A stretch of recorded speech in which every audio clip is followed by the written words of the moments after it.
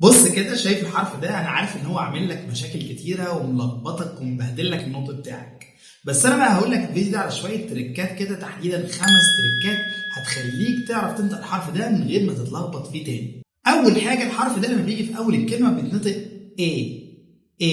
ايوه زي اسم الحرف ده A.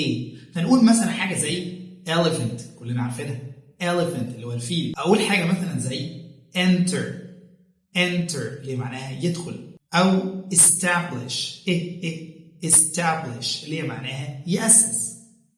كل ده كلام جميل. تنطقها برضه بنفس الطريقه اللي هي ايه لو جت ما بين حرفين ساكنين. يعني ايه حرفين ساكنين؟ يعني اي حرف غير الخمسه دول اللي هم الاي والاي والاي والاو واليو، دول كده اللي هم الفاولز او الحروف المتحركه. فانت لو لقيت حرف الاي جه كده يا عيني حرام كده لوحده ما بين حرفين ساكنين معهوش حد من اخواته، ساعتها هتنطقه برضه ايه. زي مثلا كلمه pet اللي هي معناها حيوان اليف، او كلمه sat اللي هي معناها يعد، او كلمه let اللي هي معناها يدع او يترك.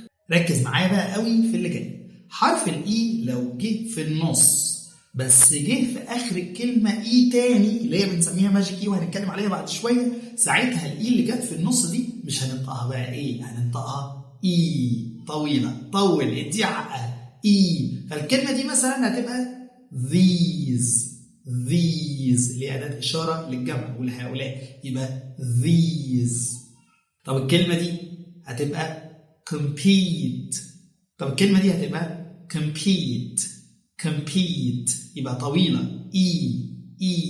امتى ننطقها كده تاني؟ لو جه معاها حرف اي، زي كلمه receipt اللي هي فاتوره، او كلمه field اللي هي معناها حقل او مجال، وكلمه yield اللي هي معناها يستسلم. بس استنى، ما تستسلمش، لسه ما خلصناش. برضه هتتنطق بنفس الطريقه اي لو جه وراها حرف A، زي كلمة read يقرأ، أو sit يجلس، أو كلمة real اللي هي معناها حقيقي. ولكن انتوا عارفين كده قواعد الانجليزي ما ينفعش تبقى ماشيه سالكه كده على الله حكايتها، لازم يطلع لك في النص كده مشكله تبوظ لك الدنيا. فعندنا في ساعات كلمات بيبقى فيها اي ولكن بننطق بطريقه مختلفه، بننطق A اللي هو الصوت الاولاني. فهنا مثلا الكلمه دي اسمها sweat اللي هو العرق، او كلمه bread اللي هو الخبز، او كلمه instead اللي هي بدلا من.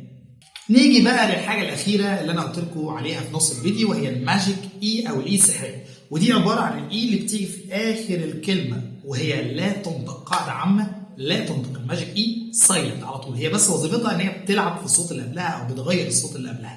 زي مثلا كلمه use الاي هنا لا تنطق، نقف على نطق الز بتاع حرف الاس. use هي بس وظيفتها ان هي غيرت صوت حرف اليو وخليته يو، يبقى use. او كلمه home اللي هو المنزل، home هنا برضو حرف الاي هو ملوش صوت، هو بس بيغير صوت حرف الاو زي ما نشوف في الفيديوهات الجايه ان شاء الله. برضو الكلمه دي هننطقها اهي، ايوه هننطق side يبقى side. يبقى حرف الاي لما بيجي في اخر الكلمه لا ينطق الا مع 3 كلمات، هي وشي ووي. يلا اكتبي في الكومنتس كلمات بتنتهي بحرف الاي ولكن حرف الاي لا ينطق. سلام.